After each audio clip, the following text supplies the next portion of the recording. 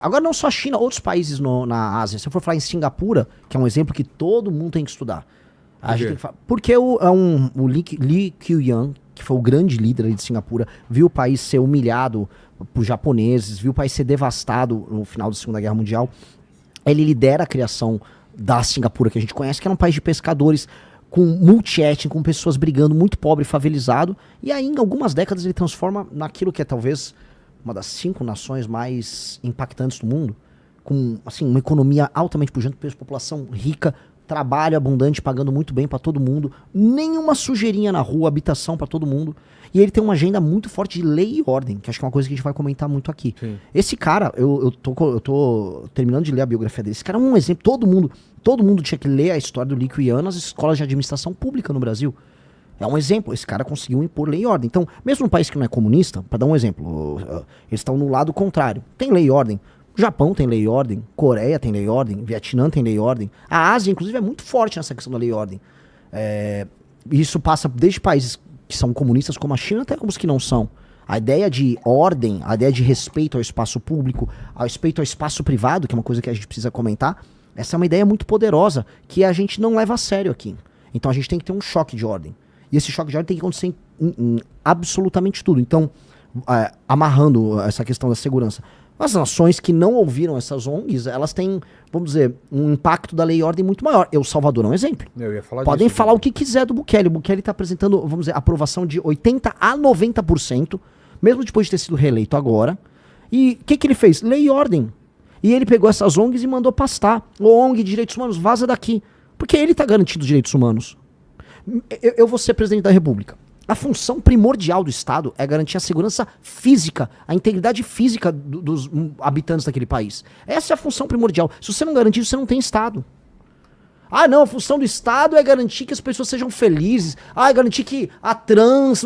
Não, cara, a primeira função primordial do Estado é garantir a integridade do território, que ele não seja invadido pelos outros e que as pessoas não se matem.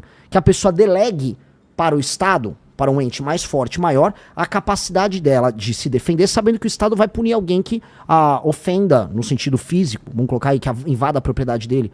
Então, a ideia de Estado passa pela ideia de proteção à integridade física das pessoas. Se ele não garante a segurança das pessoas, o Estado não existe. E aí entra a coisa, a gente tem um Estado no Brasil? A gente tem um meio Estado. Dizem aí 23% a 25% dos brasileiros vivem sob o comando do crime organizado.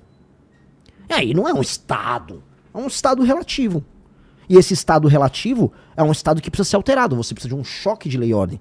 Por isso, quando eu falo de destruir o crime organizado, prender ou matou, direito penal do inimigo, eu tô falando na prática de restituir o Estado das suas funções originais. Fazer assim, ó, eu sou brasileiro, eu vivo num lugar que se você pegou uma arma e resolveu tomar um bairro pra você, tava em Paraisópolis, tá tomado pelo PCC igualzinho, e aqui perto, Vilela, acho que é 2 km daqui, e é igualzinho Comando Vermelho, em São Paulo, 2 km daqui. Um cara que sinta vontade pra pegar uma arma e fazer isso, ele tá avisando o Estado não existe. Tanto que lá quem manda são eles. Se você tem um negócio, quem manda são eles. E eles precisam ser destruídos. Não existe muito diálogo. O que eu vou dialogar? Vou mandar um embaixador falar com o cara do PCC? Ou posso entrar aí com o serviço público? Não, cara, eu tenho que eliminar eles. Ou prender, de prisão perpétua pra esses caras, ou eles vão ser alvo de uma operação, se eles resistirem, eles vão morrer. Não tem muito meio termo. Que é isso que qualquer país sério faria.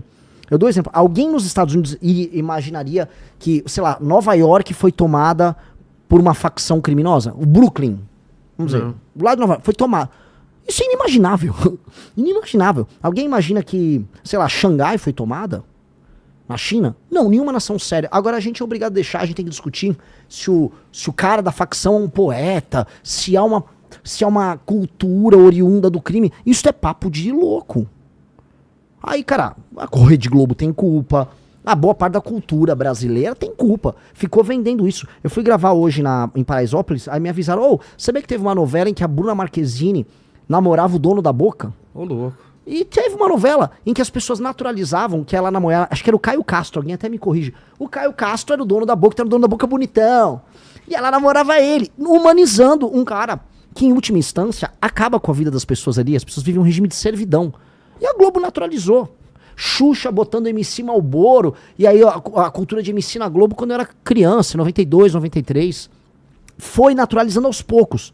Naturalizando, não, a gente é normal, não, isso aqui é... Não, cara, a gente não pode aceitar isso. Se a gente quiser ser sério, vamos voltar pra questão das 5 maiores nações do mundo.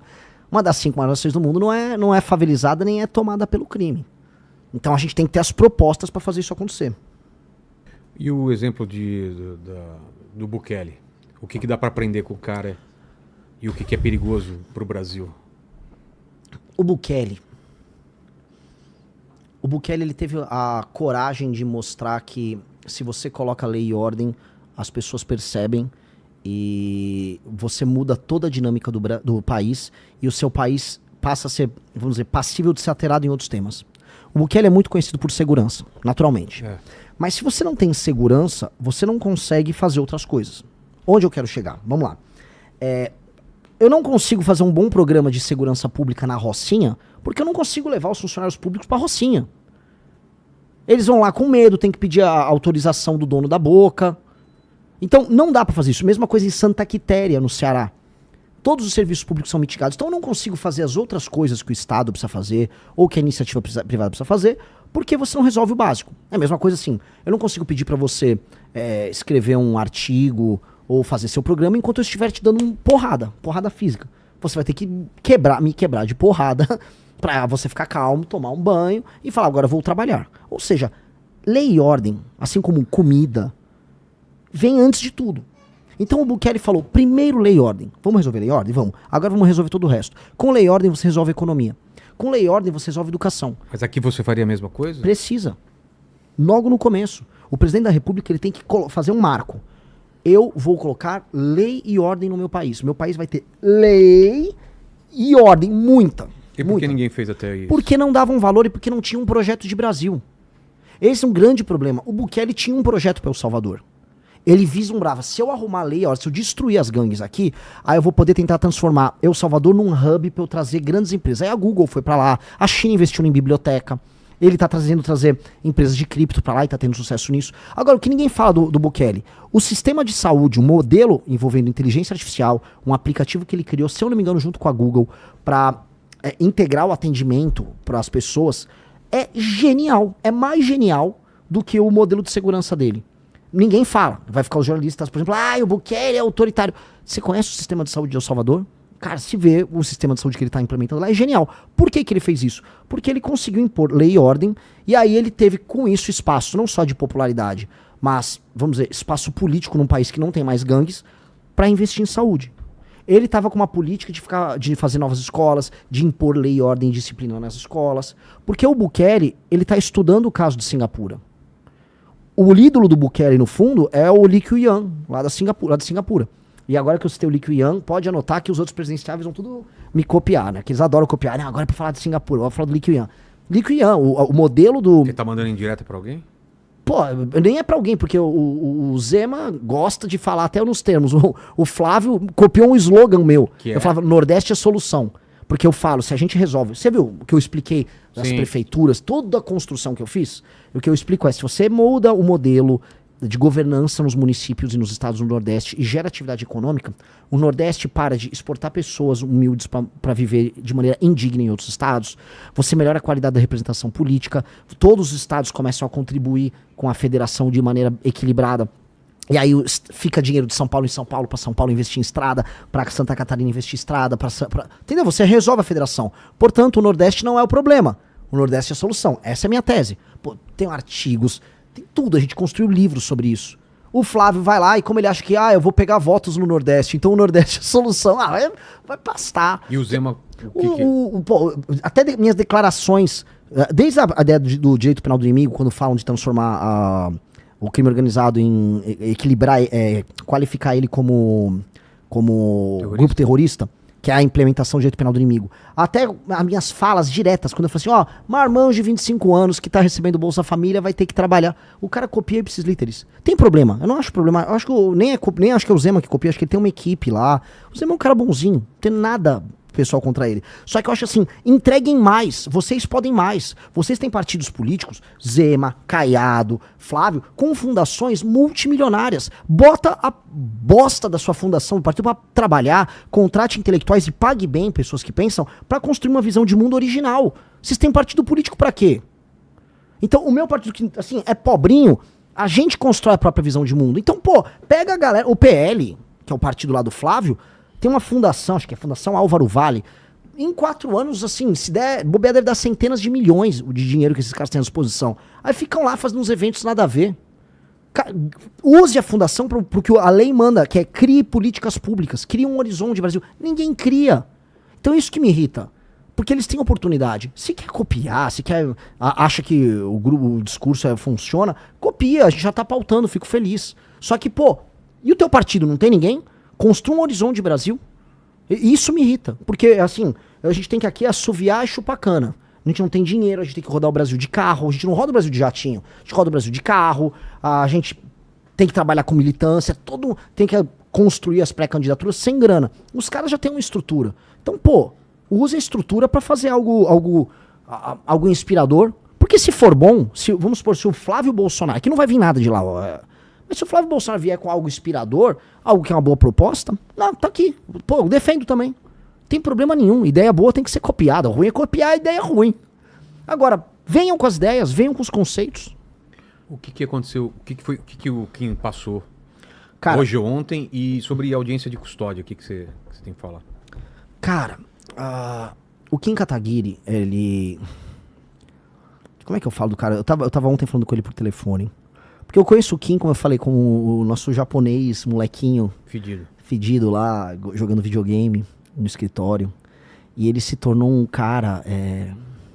Pô, é o deputado que é mais resolutivo. O que eu chamo de resolutivo? Não apenas ele tem produtividade com relatórios, mas ele passa relatórios importantes, ele passa projetos importantes. Ou seja, o impacto do Kim na vida das pessoas é muito bom, é muito positivo. E ele ter conseguido... Pô, você tem essas bancadas de deputado, que são os deputados policiais, que dá muita audiência, sabe? Ah, sim. Dão muita audiência. Ele sempre elege o capitão não sei o quê, o coronel não sei das quantas, o tenente não sei o quê, o cabo blá blá blá. E aí é o japonês que joga videogame, que passa o projeto, que endurece as penas. É o cara do videogame. E é o ele cara... conseguiu agora? Porque ele imagino é bom que demais. ia ter muita resistência, né? No governo Lula. Imagina você passar um projeto Então, de segurança pública aumentando pena no governo Lula. É de olho na eleição, você acha? O governo Lula, obviamente, não gostaria de passar um projeto desses. Só que de olho na eleição, ele é obrigado a sancionar o projeto. Porque senão ia colar nele. Senão ia dar ruim. Ia falar, pô, você tá até no ano eleitoral defendendo o bandido? Mas o Lula vetou, inclusive, um trecho do projeto do Kim. Agora, todos os projetos que envolvem segurança, o governo do PT, ele tenta mitigar. Então, o Kim passou um projeto que ele é muito bom. Ele aumenta todas as penas para furto, roubo e receptação e também para crimes online. Até porque boa parte dos crimes do Brasil são cometidos na internet. Golpe contra idoso, o escândalo do INSS, em grande medida, é um grande esquema de golpe contra idoso. E você não tinha tipos penais que pegassem isso. Então, o que o Kim fez? Sabendo que ia haver uma sabotagem do Centrão, sabendo que haveria, vamos dizer, sabotagem de políticos à esquerda, ele conseguiu um projeto que aumentasse as penas por furto e roubo. Então, você aumenta a pena por furto e roubo, se for celular é agravante, se for a mão armada é agravante. Por quê? Aí entra a inteligência. Porque a maior parte dos assaltos são assaltos de celular no Brasil. As pessoas roubam carro, roubam casa, roubam carteira, mas o principal é o celular. Foi criada toda uma indústria para roubar celular aqui. Aqui você tem uma indústria. No centro de São Paulo, você tem, por exemplo, a máfia dos nigerianos que recebem esses celulares e aí vão mandar. Tem muita gente que vai falar, pô, hoje é verdade, eu já vi meu celular, depois o cara tem um iPhone, eu vi que ele tava lá, sei lá, na Nigéria, sabe? Por quê? Porque isso acontece. Outros vão pro Paraguai, então você construiu uma indústria. O menino que rouba o celular, ele já tá com aquele celular vendido. Ele já sabe para onde o celular vai. Então, esta lógica, que é por isso que o que inclui a receptação, essa lógica envolve um mercado sobre celulares. E isso ele ajudou a quebrar, porque agora que a pessoa é pega, o cara roubou um celular na mão armada, que é a maior parte dos casos de assalto no Brasil, que é o que mais aflige os brasileiros com segurança, esse cara vai preso. O policial não vai se sentir um inútil pegando o cara, levando pra delegacia e o delegado soltando. Porque, roubo a mão armada, com algum grau de violência, de um celular. O cara vai preso. Então, teve muita inteligência, teve um trabalho, teve perseverança, teve encheção de saco. Ele ficou enchendo o saco do Alcolumbre, ele ficou ligando pra senadores, ficou pressionando, e aí até que o Alcolumbre botou pra pautar no Senado e passou. Tinha passado já na Câmara, aí pautou, e aí foi pra sanção do Lula. Aí o que o Lula fez? Ele tirou um dos elementos, que aumentava também pena, Mas ele sancionou. Aí ele sancionou e correu. Lula agora aumenta penas.